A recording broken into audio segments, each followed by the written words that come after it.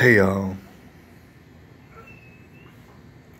it's April the 21st, 2018, I don't know, about 9 or 10 o'clock in the morning here, Central Standard Time, all up in San Antonio, Texas. Wanted to holler at y'all about some stuff that probably will prove to be quite important during our day. Before we start off, I want to mention there's a week later in regards to Syria and the bombings of Syria and stuff of this nature. Just to be very brief about it, stuff looks quite good. And in that, we're not being bombed by Russia, it seems, and we're also not bombing Russia. And that sounds good to me. All right? I know it sounds bad to a lot of people. All right. Not only that, but I mean, in a week's time, basically, all sort of different people have completely, utterly debunked the idea of Assad doing stuff that does not benefit him. All right. I think it's safe to assume that people are going to do stuff, typically, that benefits them. All right. Especially if they're the king of some whole country. Assad didn't do probably what they had alleged him to do and stuff. And you understand that there's people out there who are alleging things on purpose, and you wonder why. All right, well, that sincerely got debunked or whatever. There's still probably people out there who they're wondering to themselves, well, how do I know it's debunked? How do I know it wasn't real? All right. I mean, I can go on the internet. That's why. You don't question this. All sort of people fainting and falling out and doing stuff. It's just looking ridiculous, dude. Truthful events should not be so easily debunked. That's what I'm trying to get at. And the thing is, if we all know, if little old people like us know, well, then Donald Trump has to know. He definitely has to know. And meanwhile, like I said, there's not being bombs dropped here on America. There's not being bombs dropped over on Russia. Somebody's playing some games around here, and they're playing them real well. All right. Honestly, I see Donald Trump playing all sort of games, whether you like him or not. He's playing all sort of games. He just misspelled Debbie Wasserman Schultz's name on Twitter. Well, he called her Wendy. All right, and you probably don't even know about that because Donald Trump's on, whether you like him or not, whether he's working against us or not. That dude is on fire. He's been on fire. All he has to do is misspell your name, and then he'll get all his enemies to retweet over and over. Donald Trump is a genius in lots of ways, dude. In lots of ways. In terrifying ways. All right, but I wanted to get that out of the way because honestly, that's not so important. Right now, I just wanted to talk about some general things. I guess probably the main point of what I want to be talking about right now today, this morning with y'all, is that there's people who's believers, like in Jesus. How I keep bringing it up. There's people who's believers, and there's people who's not believers. All right. Thing is, as far as the Bible goes, and the tribulation, and all this divide and stuff, and separation taking place, what I had to stress right now, for everybody to think about or to consider, is that the divide is not between believers and non-believers. Jesus Christ, all right, really isn't. Just to get started off, so long as I'm suggesting, so long as a human being who is a beautiful thing, a beautiful creation, so long as a human being is alive and breathing, they can accept Jesus Christ. It is possible. And I'm talking about for anyone, to include Hillary Clinton, as much as that is unfreaking-believable. All right, it really could happen. All right. And at the same time, all those who believe in Christ, so long as they're living and breathing, they can give it up. They can hang it up. Like I said, wait, I changed my mind and go to the non-believing side. They can always do it. It's always possible. These two things are possible in human beings forever until they're not breathing no more, basically. And I want that to be something that we think about I had some commenters give me some pretty awesome comments and stuff over this past week. One of them was the best, one of the best, if not the best commenter that I have, and he explained things in great detail from his perspective, and I sincerely appreciate it. I appreciate it the most coming from him. All right, and he knows who he is. All right, leaves very long comments and very thoughtful and detailed. And one of his comments was talking about, he doesn't believe. All right, and he just wanted to put that out there. And he knows that this is a guy right here who does believe. So he's like, prefacing it with like, I don't want to offend you. I don't want to offend you with my beliefs. I want to put it out there, and I've been putting it out there, but I want to just continue to slather it on, is that you're not ever going to offend me by saying this. All right? It would offend me if you came up to me and started lying, stuff like this. So if you don't believe, if you're not a believer, first of all, I don't think that you should be embarrassed or ashamed by that. Secondly, if I was offended, who the hell cares? All right? Who am I to be offended? Oh, what am I going to do? I'll get all angry at you and all high under the collar. Why? Because you don't believe. I mean, it's none of my business. Never is none of my business. All right? And I do want to just stress, too, that, I do the whole Jesus thing, and I do it real hard. You know what I'm saying? Nobody else. There is no other way out. There's just one. He is the one in my eyes, all right? So I do that, and I gotta let y'all know I do that with full intent. Like, I do it, and I know it's going to offend people, and I do it, and I just do it, and I do it, and I do it with the intent to offend people, or you might call it offend them, you might call it provoke them into thinking, all right? In that regard, people who don't believe, or this and that, feel free to provoke me into thinking, dude. I like to think. All right, there's nothing that's off limits. If you want to say some stuff, I'll listen to it. All right, and then we'll go from there. Right?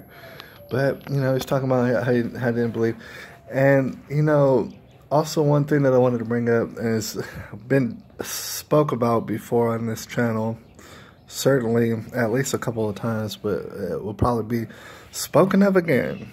All right, just to bring it up, just to have y'all consider this, because you might not have seen the previous videos in regards to this. He's talking about Jesus Christ, and Jesus Christ's message. All right, and I've heard it a lot. Trust me, I've heard it a lot, where people say, I really, really dig Jesus Christ, and I appreciate his message, and I think it's a lovely message, and it's wonderful. Have nothing against him and his message, but I just don't believe in God or anything like that. And, that's just what I'm going to do, all right? Like I said, I'm not offended by anybody's perspective. In fact, I want to hear people's perspective. But what I have to retort, just because this is what I have to offer, what I have to retort is that hardly makes any sense. Like, if you were to study the life of Jesus Christ, you would see all sort of things. Now, a lot of people say, well, how do you know this happened? Or how do you know this person said that it didn't happen? How do you know that they're lying and stuff like that? Well, it's kind of hard to tell thousands of years ago. But let's just go, off of typically what people know, what people say that happened, Jesus Christ's life, like from out of the Bible and different other bits of scripture that you might find here and there. What people say about it, it's a big old airplane going over or something like that. It's loud. When you hear all the ins and outs of what Jesus Christ said and what he done, what I have to just go ahead and reintroduce, perhaps over and over, is Jesus Christ, Yeshua Messiah. That was not a good person. All right? That's what I'm saying. Like, I made a video a while back, and I believe the video was titled, a long while back, and the video was titled something like, is Jesus worse than Hitler? When you really think about it and break it down, there's a very good argument for that. He was worse than Hitler. See, that's the part that people are missing, or maybe they're not thinking about. And I want them to go ahead and consider that perhaps objectively speaking, Jesus Christ is worse than Hitler, dude. And Hitler's not the baddest man who walked the earth, all right? I mean, I think everybody's starting to grasp that. He really isn't. That's not to say that I agree with the stuff that he did. I don't know, and it doesn't seem savory, anything that Hitler did. I am Polish, or at least I have Polish ancestry, and none of them, as far as I know, are in South Africa, by the way. But, you know what I'm saying? Jesus is probably be worse than Hitler, is what I was trying to say, and that's what I said in the other video. I mean, think about it. All the people that Jesus done deceived. I mean, Jesus claiming to be the Son of God, right? Savior of everybody, mankind, decider between heaven and earth, or not heaven, or heaven and hell, right? That's the guy. He says, I am the only way, period. That's it. There is no other way, right? Don't even try it, because there isn't. You're just going to waste your time. All right, that's what Jesus said. He said all these things. And not only that, stories of him raising people from the dead, curing people of all this disease, you know, doing all sort of things, all sort of different things, water, wine, all sort of stories. You understand that Jesus is a bad person. All right, you let that sink in. If he's not real, if he's not Son of God, and he deceived in all these sort of ways, because that means he did not raise people up from the dead. That was a trick. That was an illusion. He's playing magic tricks on people, trying to convince them of things that he was not capable of. Right? Healing the crippled and things of this nature. These are dastardly tricks that he was playing on people, and people don't even understand. People say, oh, no, I love the message and this and that and the story and everything. You shouldn't, because he's a very bad person. That's the thing about it. I think that you really need to think about it and understand all the illusions that he did on people and tricked them.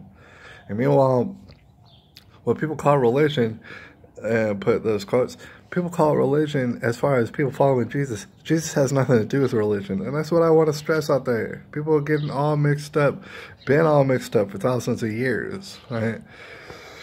I run into a lot of people who, you know, they'll tell you, oh, I'm not religious and stuff like that. And then, you know, I don't really bother in saying that there's actually different definitions to the words religious. You could just do things habitually the way that a human being does. And you could be, that's religious. You could be, it really depends on what you mean by the word religious. However, what I have to stress out there also is that Jesus Christ, just to be real brief about it, he does not endorse any religions. Have you noticed that? I mean, you can call it Christianity and say it's a religion. Who's the Christianity group out there? All right, there's all sort of different groups doing different things, dude. How does that make any sense? At the end of the day, you know, Jesus Christ doesn't really promote religion in any sense. Basically, he put out there that this is a belief that's based in faith, and it's not based in actions. What you do on earth is based on faith. Like, you have your faith in me, and then I'll tell you what's good to do. Right? Don't you even worry about what other people say. Jesus Christ says stuff like that. I mean, the thing is, it's not about what your religion is, what your background is. It's about looking further into Jesus Christ. And like I said, you can do it, but you know, that's the thing about it. I'm forced to look at somebody sideways when they say, oh, I really like Jesus, I think he's the coolest, I think he's the Fonz and stuff like that. But however, I just don't believe in him, or I don't believe in God. Right? It doesn't hardly make no sense to me, because like I said, if Jesus was lying about any of this stuff and all his followers were lying, well, that's bad. That's a crazy, dirty cult of hippies and stuff, man, like just doing bad stuff to people and, you know, doing all these magic tricks on them and making them believe in stuff that ain't even real. It ain't even real. So that's something bad to think about. All right. Anyways, I just wanted to give y'all a little bit of food for thought, but, you know, in order to close out this video, I want to talk about this. The Bible, especially, you know, during the tribulation, and you know, Exodus and all this, not Exodus, the end one. I always forget I'm sorry about that, but I forget the name of the book at the end. All right, during the Bible, and it's, especially that part, but in other parts, there's two groups that are mentioned.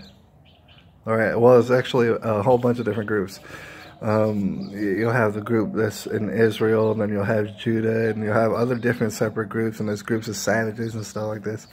But the two particular groups that I want to mention, or especially mention towards the end, those would be the righteous, all right, those who believe, basically, is what I want to offer you to consider. The righteous, those who are believers in Jesus Christ, and the elect.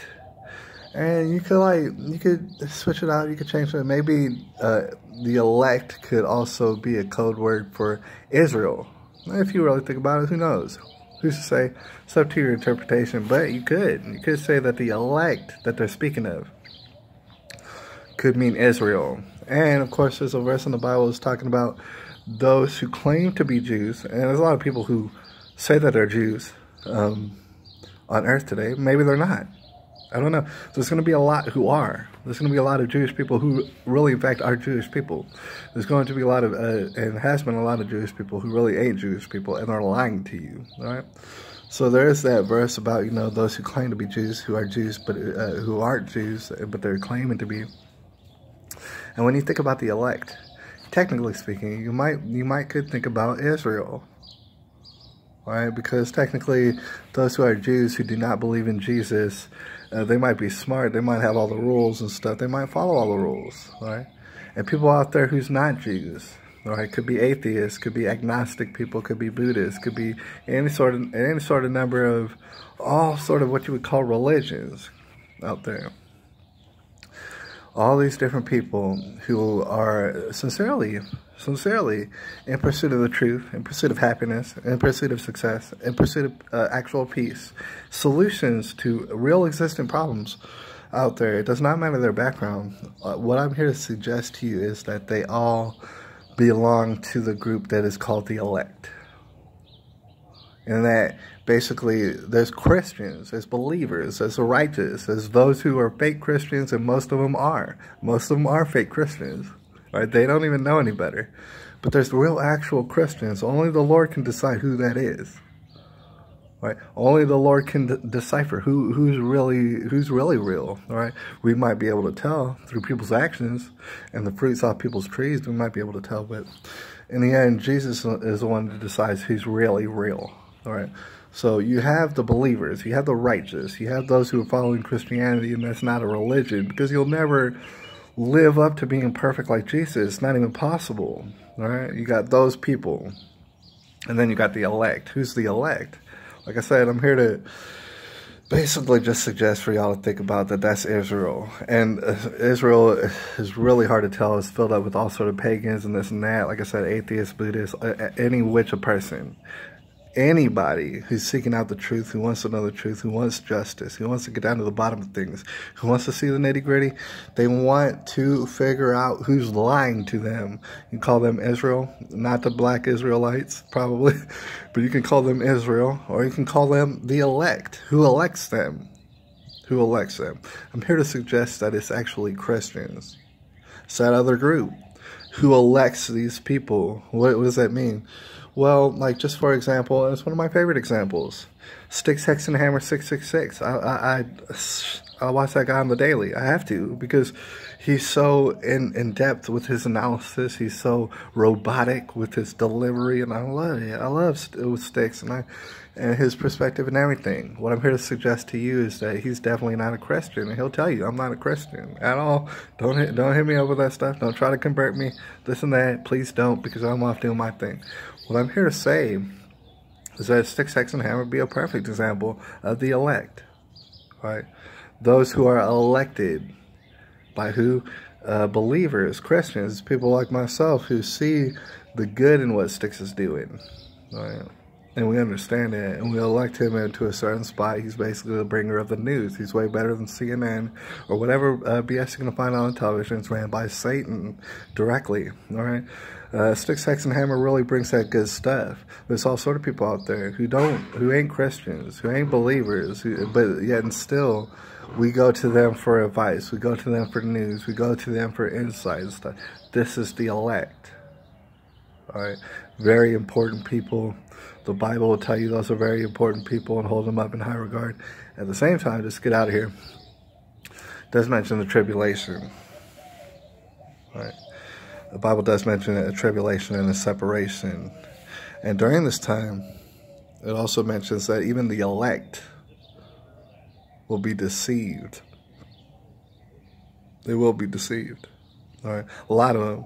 The thing is not to say all of them. Probably not, because it says even the elect, you know, meaning that it reaches all the way to them, but it probably doesn't get everybody. All right.